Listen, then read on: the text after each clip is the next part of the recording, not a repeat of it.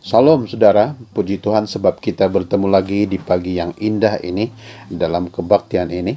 Saya percaya saudara sudah diberkati dengan pujian tadi dan pasti diberkati dengan firman yang kita akan dengar ini.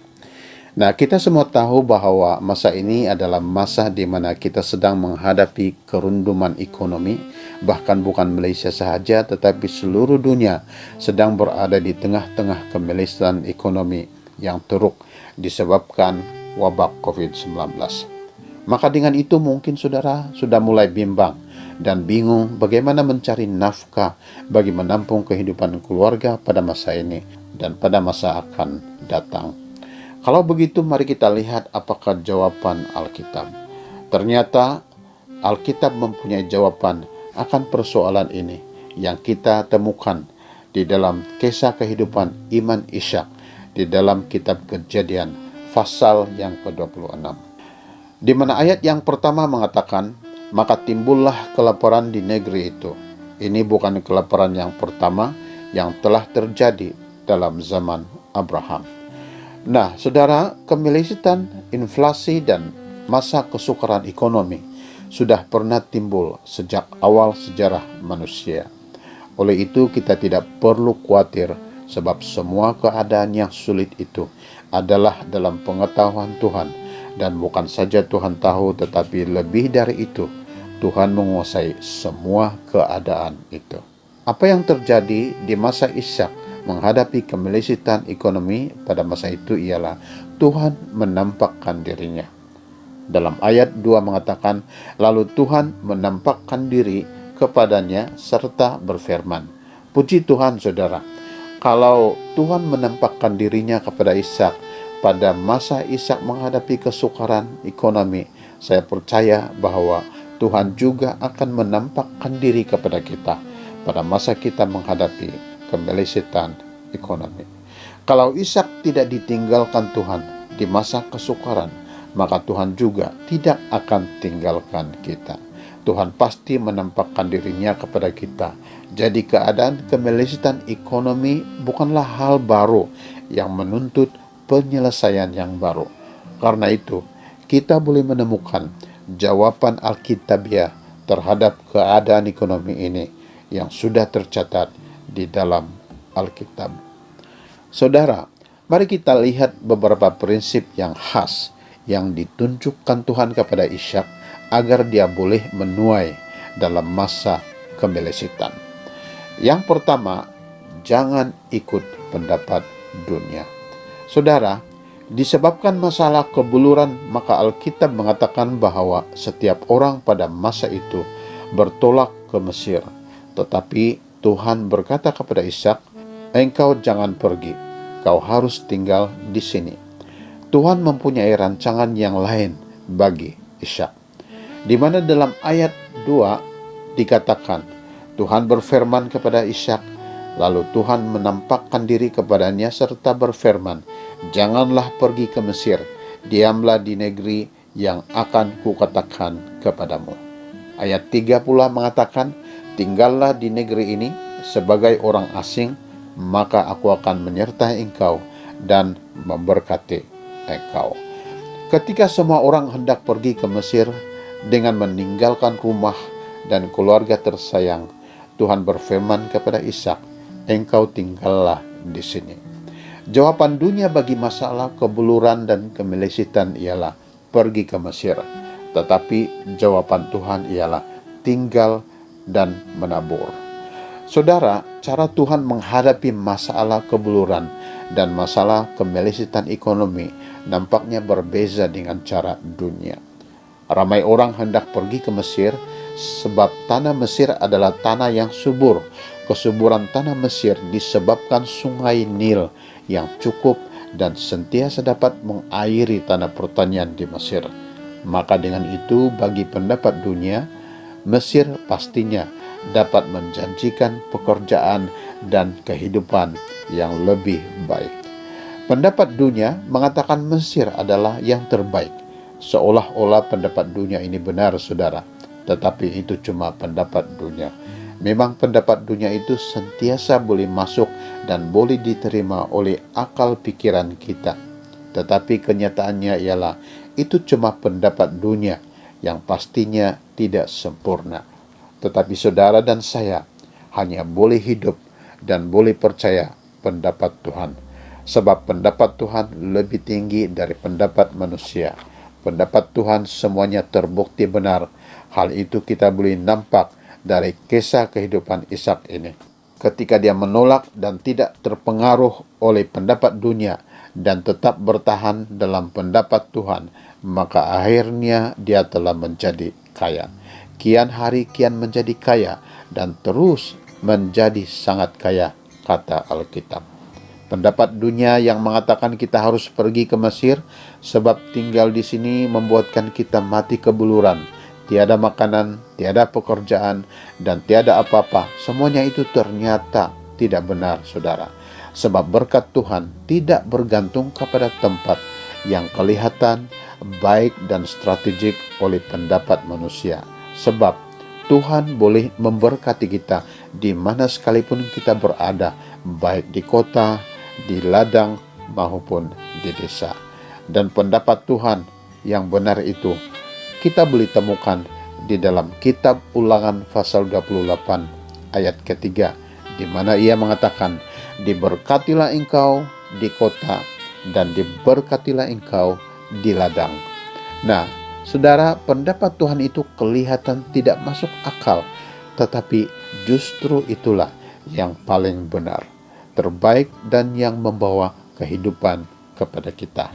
Oleh itu, saudara, biar kita ikut pendapat dan filosofi daripada Tuhan sendiri. Kedua, tetap setia kepada firman Tuhan. Saudara, ada jalan lain untuk kita dapat menuai di masa kemelesitan ekonomi, yaitu apabila kita tetap setia kepada perintah Tuhan. Ishak setia dan menuruti perintah Tuhan untuk tidak pergi ke Mesir dan supaya tetap tinggal di Gerar. Lalu apa yang terjadi kepada Ishak? Ayat 13 mengatakan, dan orang itu menjadi kaya, bahkan kian lama kian kaya, sehingga ia menjadi sangat kaya. Ishak dikatakan kian lama kian menjadi kaya, walaupun dia berada dalam musim kemelesitan. Bukan kian lama kian menjadi miskin dan kebuluran. Ishak menjadi sangat kaya dan berkuasa. Ishak dikatakan kian lama kian menjadi kaya, walaupun dia berada dalam musim kemelesitan. Bukan kian lama kian menjadi miskin dan kebuluran. Ishak menjadi sangat kaya dan berkuasa, sehingga kekayaan dan kekuasaannya melebihi kekayaan dan kuasa Abimelek, raja orang Filistin itu. Saudara, setia kepada perintah Tuhan akan membuatkan kita dapat menuai di masa kemelesitan. Ketika Yesus mahu memberi makan kepada 5.000 orang, murid-murid Yesus menjadi bingung sebab mustahil boleh mendapatkan makanan yang cukup dalam masa yang singkat dan di tempat terpencil. Murid-murid Yesus mengatakan, di sini kita cuma ada 5 roti dan 2 ekor ikan. Lalu Yesus mengambil roti itu dan mengucap syukur. Setelah itu ia memberi perintah untuk membagi-bagikannya kepada orang ramai itu. Saudara, ada sesuatu yang Yesus tahu yang murid-muridnya tidak tahu, yaitu Yesus tahu bahwa dia punya kuasa untuk melipat gandakan makanan itu yang sedikit akan menjadi banyak. Syukur saudara, karena murid-murid Yesus telah berlaku setia kepada perintah Yesus untuk memberi makan kepada 5.000 orang itu. Makanya mereka telah menuai berkat berkelimpahan sehingga ada 12 bakul lebihan makanan ada di depan mata mereka. Demikian juga halnya dengan Petrus yang telah semalaman menjala ikan, namun seekor pun tidak dapat ditangkapnya. Lalu Yesus perintahkan Petrus untuk pergi tebarkan jalannya di tempat dalam. Apa yang terjadi ialah Petrus telah menuai berkat dari kesetiaannya menurut perintah Yesus. di mana Petrus telah mendapat jumlah ikan yang sangat banyak, kata Alkitab. Nah, sekali lagi ada suatu yang Yesus tahu, yang Petrus dan kita tidak tahu. Tetapi karena Petrus setia ikut perintah Tuhan untuk menebarkan jala di tempat yang dalam, maka dia telah menuai berkat. Saudara, kalau kita setia menuruti perintah Tuhan seperti Ishak, Petrus, dan murid-murid Yesus, maka sudah pastilah kita akan dapat menuai di masa kebelesitan ini. Dapat menuai berkat bukan sedikit, melainkan menuai dengan banyak sekali. Sebab setiap perintah Tuhan itu adalah benar. Perintah Tuhan tidak mengecewakan. Perintah Tuhan mengandung berkat, sehingga jika kita setia kepada perintah Tuhan itu, maka kita dapat menuai dalam masa kebelesitan ini. Yang ketiga, menaburlah dengan murah hati. Kejadian 26 ayat 12 mengatakan, maka menaburlah Ishak di tanah itu, dan dalam tahun itu juga ia mendapat hasil 100 kali lipat, sebab dia diberkati Tuhan. Saudara, Ishak telah menuruti perintah Tuhan untuk menabur, dan ketika dia menabur, ternyata pada tahun itu juga ia mendapat hasil 100 kali lipat. Bukan tahun berikutnya, bukan juga 2 tahun berikutnya, bahkan bukan 1 tahun berikutnya, melainkan tahun itu juga Ishak telah mendapat hasil. Itu merupakan suatu penghasilan yang cepat, suatu penuaian yang pasti dan cepat. Dan hasilnya bukan 1 kali lipat, bukan 20 kali lipat, tetapi Alkitab mengatakan hasilnya 100 kali lipat. Begitu banyak sekali. Saudara, Ishak berhasil sebab dia telah menabur apa yang ditaburnya diberkati oleh Tuhan, sehingga membawa hasil yang banyak dan cepat. Oleh itu, kita juga harus menabur seperti Ishak, supaya kita dapat menuai hasil di masa kemelesitan. Semakin kita berada dalam musim kemelesitan, semakin perlu kita menabur dalam kerajaan Tuhan. Sebab kalau kita tidak menabur, kita tidak akan dapat menuai apa-apa. Sebab hanya apabila kita menabur, barulah kita ada tuaian. Saudara, keadaan ekonomi keluarga kita sekarang adalah hasil dari tindakan kita pada masa yang lalu. Maksudnya ialah apa yang kita tabur pada masa yang lalu, maka itulah yang kita tuai hari ini. Kalau kita tidak menabur pada masa yang lalu, maka kita tiada tuaian hari ini. Sebaliknya, jika kita telah menabur pada masa yang lalu, maka pasti kita ada tuaian pada hari ini. Malah jika kita dengan murah hati telah menabur dengan banyak pada masa yang lalu, maka kita pasti menuai banyak juga pada hari ini. Dalam 2 Korintus pasal 9 ayat 6 mengatakan, camkanlah ini, orang yang menabur sedikit akan menuai sedikit juga, dan orang yang menabur banyak akan menuai banyak juga. Saudara, kita boleh menuai dalam masa kemelesitan ekonomi ini jika kita menabur. Ada faktor mengapa kita tidak sanggup menabur, yaitu apabila kita hanya dan terlalu menumpukan perhatian kepada angin dan awan. Pengkhotbah pasal 11 ayat 4 mengatakan, siapa sentiasa memperhatikan angin tidak akan menabur, dan siapa sentiasa melihat awan tidak akan menuai. Saudara, jika kita terlalu perhatikan angin dan awan, yaitu masalah kemelesitan ekonomi, keruntuhan ekonomi, maka kita tidak dapat menuai. Dalam 1 Raja-Raja 17 ada menceritakan tentang seorang janda yang sedang mengalami kebuluran pribadi.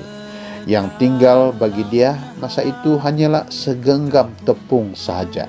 Tetapi perempuan janda itu telah mengambil keputusan yang benar apabila dia menabur segenggam tepung itu dengan mengolahnya bagi makanan hamba Tuhan bernama Elia. Tetapi apa yang berlaku selepas itu ialah perempuan itu telah menuai dengan banyak sekali, karena dia telah menabur makanan, dia telah diberkati dengan berkat yang tidak berkesudahan, di mana tepung dan minyak yang ada di dapurnya telah menjadi tidak berkekurangan atau tidak pandai habis-habis.